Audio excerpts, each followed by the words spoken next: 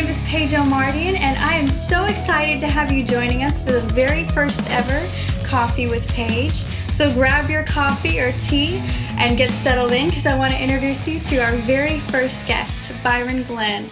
Byron, thank you so much for joining me today. Oh, thank you. Well, I'm just so excited to have Byron here. Byron is a motivational speaker, and my husband and I met him and his wife at our church.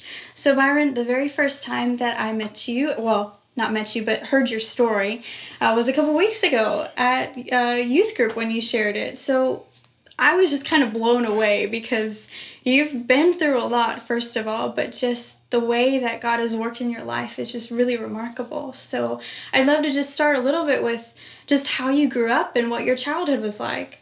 Oh, growing up, I always tell everyone I had the best of both worlds. My mother raised me in the church. However, my father, he always had run-ins with the law. Mm-hmm. He never went to church. And if he did, it was on Christmas and Easter, like everyone else. And so it was a dynamic issue. There was a lot of forces going on, and so it was tough. It was tough. So tell me about growing up. Like, what was your life like? What was your relationship with your dad, and just how did that shape you? Relationship with my father, I could start back to what I can remember the most. Okay.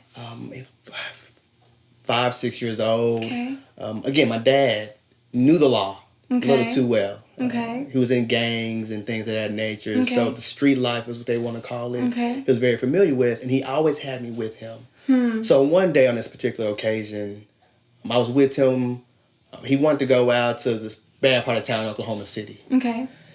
And what happened was my mom, a couple weeks prior, called the cops, reported our car stolen. My dad was out one night, got drunk, because he was an alcoholic. Okay. Car somehow disappeared.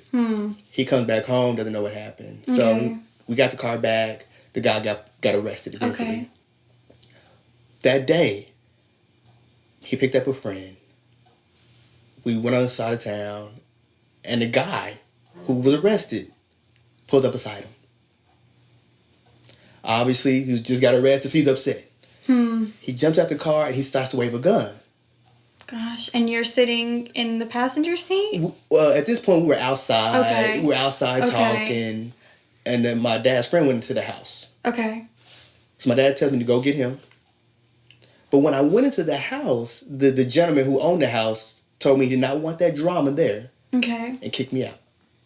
So when I turned around, the guy's in the middle of the street, waving the gun, and he's pointing now directly at me.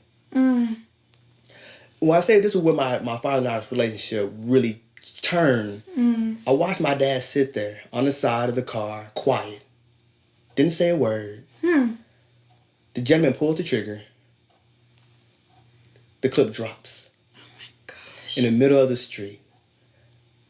So that's when I met. That's when I knew who God was, and that's when I knew who my father was. Wow. But that really destroyed our relationship even before it got started. And you were how old then? 5 or 6 years old. What was going through your mind? Like, I'm sure that moment is like burned into your mind. What was going through your mind as like a 5, 6-year-old with a gun pointed, and then the trigger pulls and nothing happens? What? The first thing I was thinking of, that's not supposed to happen. Because again, I was raised in this environment, Yeah, so you I knew what guns and what they were supposed to do. So I'm like, that's not supposed to happen. But I hear my father all of a sudden starts to scream and wants to be a father and defend me. Afterwards? After. Not while the gun was pointed in your face. Correct. Okay. So the gentleman grabs the clip, jumps in the car. My dad wants to go chase him. Gosh. Luckily, he got away. That's so amazing, because obviously God has a plan for your life. If you ever doubt it, you can remember that moment, because that's just unbelievable. And just something that I've learned that I, share with people is, if you're still breathing, there's a reason you're here. And I know that has to be what you think about every time you think of that story. Obviously, you're breathing. God has spared you. And for amazing purpose, really. So, okay, so from that defining moment in your life, then did that change anything in you? You said it changed things for you and your father, your relationship with your father. So what did that start to do to you as a young person? As a young child, resentment built up, anger built up, and so I grew up an angry child. Okay. I was mad at my mom. I was mad at my dad. I was mad at the world. Okay. And I took it out on everyone that I came encountered with. Okay. My grades suffered at school. My parents didn't care. My mom, she worked so much. My dad, he didn't work at all, really, other than with his illegal activities. Gotcha. So there was no structure. And so I was really able to do whatever I wanted to whoever I wanted with no real consequences. Wow. But I'll say around middle school, God had a real talking with me. I had to figure out who did I want to be. And I said that'll be a defining moment when I realized I did not want to be like my father. I mean, at a very young age, I saw my mother get beat numerous occasions by my father. Gosh. I remember one time I threatened to call the cops, and he laughed. He didn't think you would, or he just didn't care? He didn't care. He said call him. So I grew up an angry child. Yeah. Very, very angry. Was he ever physically abusive to you and your siblings? Yes. Unfortunately, a lot of times mentally abusive, physically abusive. I remember plenty of nights he would tell me I would never be nothing. Gotcha. He wished he didn't have me. Things of that nature. So I grew up hurt. Well, so tell me about then life as a teenager. You said you grew up just kind of angry and just, did your friends know what was going on in your family? Did you kind of keep it to yourself, or how did you cope with all of this? My friends knew my dad was crazy. Okay. That's all they knew. Gotcha. My friends at church knew my dad was crazy because they would see my mom come to church with swollen, blackened eyes, busted lips. So they knew the situation, but they didn't know who I was going to be. Because I showed similar traits that my father did. Angry, violent. I met a lot of girls at church. So growing up as a teenager, girls stayed on my mind. And one thing that I tried to run away from my past and with the anger was try to run towards women. Okay. And try to fill that void. Like, well, if I'm not getting love at home, I have to find love somewhere else. Yeah. And so I always say I hurt a lot of women. I hurt a lot of people along the way. Well, that's so true. When we go through something, our automatic reaction is to try and fill that void and to try and really to cope. Do whatever we can to cope. And so we all, gravitate towards something. And usually relational stuff is what we all are really looking for. So was there a point after, lots of relationships or whatnot where you just kind of realized it wasn't working? Yes and no. You can know something, know it's wrong, but don't know how to get out of it. Or don't feel comfortable to get out of the situation. So then, okay, so you went through your childhood and your teenage years with still anger, and then you said there was a defining moment in middle school when God really said, Byron, which way are you going to go, right? So what was that moment in your faith like? Seeing my mom get beat, and she was laying on the ground, just laying there. I couldn't take it anymore. And so the anger, God said, this is who you're going to be. The Bible talks about I lay before, God's talking to Israel, and I lay before you blessings and cursings. Choose blessing. And there's always two roads. That's true. There's always two roads. That's true. And so from that point forward, I said, God, I don't like that road. Knowing that the end result was either going to be jail or death. Jail or death. There was no other options for me. My friends were in gangs. I never wanted to do that because I knew where the line was the whole time. Because again, I was raised in church, so I knew where the line was. Yeah. But it was still hard. Yeah. It was hard. So it was jail or death. I said, God, I'd rather have you than that. Yes. Well, and so tell me about the process of just getting rid of the anger, the stuff that just, you grew up with, and what was that process like in your faith? It's a hard process. It was a hard process because I felt justified for the anger. Yeah. And I knew it would be plenty of nights. I said, God, I deserve to be angry for what had happened to me. I deserve this. God says, you give it to me. And so it was a long process. So we're talking from, again, 5 or 6 for that very first moment. So I was 26 years old. Well, I was able to let that anger with my father go. Wow. That's amazing. And we still went through, and we still have our issues now, but I'm able to talk to him about Christ. Talk to him about the love. I remember making that phone call. And God told me to call him. And so it's funny because I said, okay, God, I'll call him. I don't want to, but I'll call him. So I called, because we talk to my mother right now. So I called, she didn't answer the phone. So I said, yes. God, I did my part. 10 minutes later, she calls back. Dang it.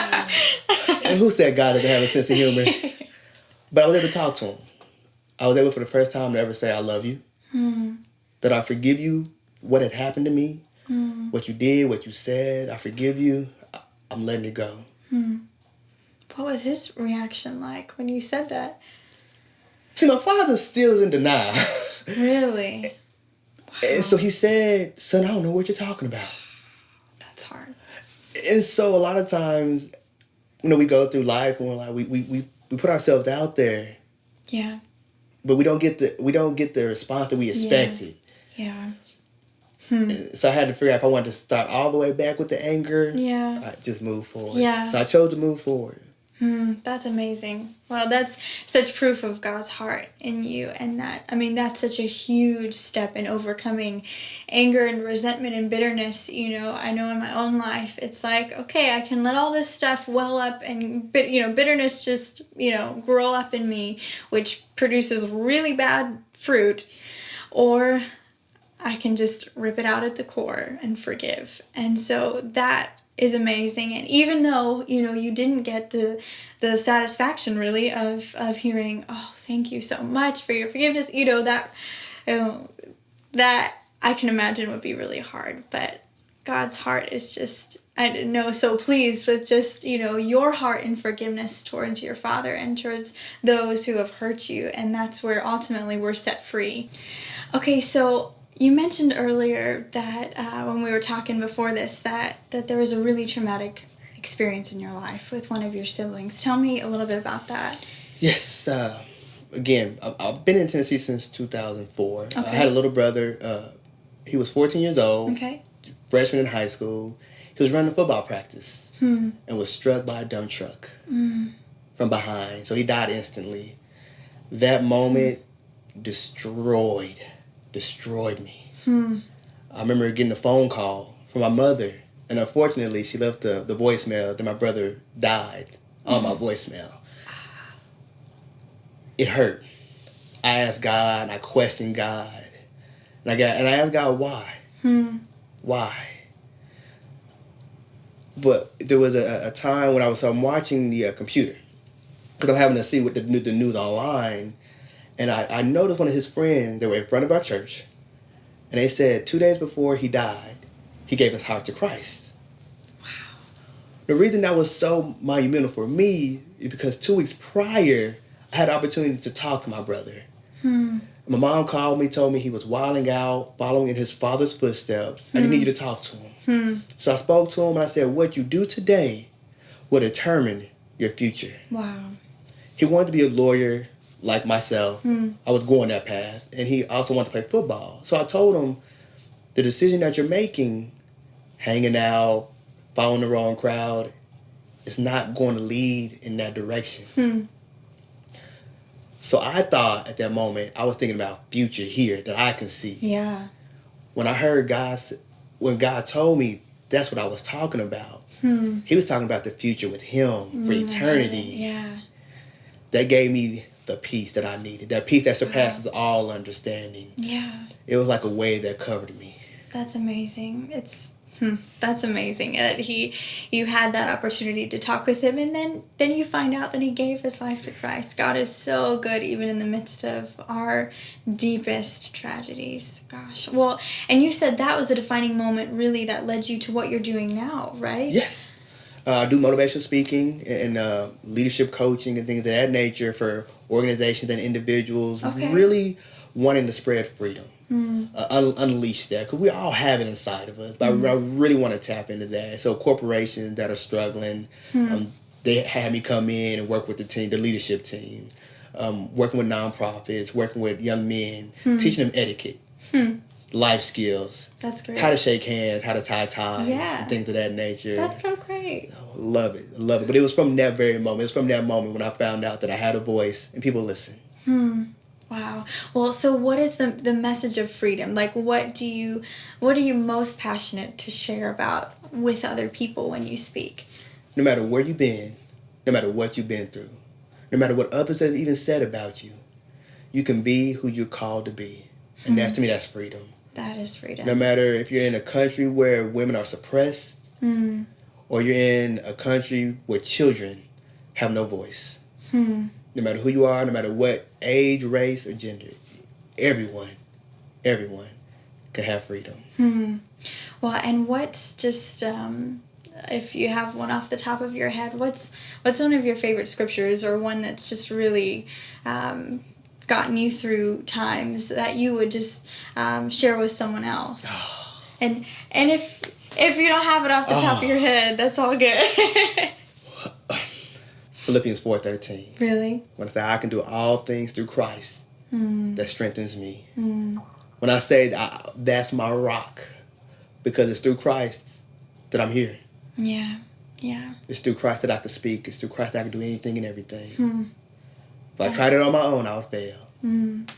Or be dead. Well, Byron, you have such an inspiring story, and I'm so grateful that you just spent some time getting to share it, and I know it's going to be such an inspiration, and is an inspiration to so many people.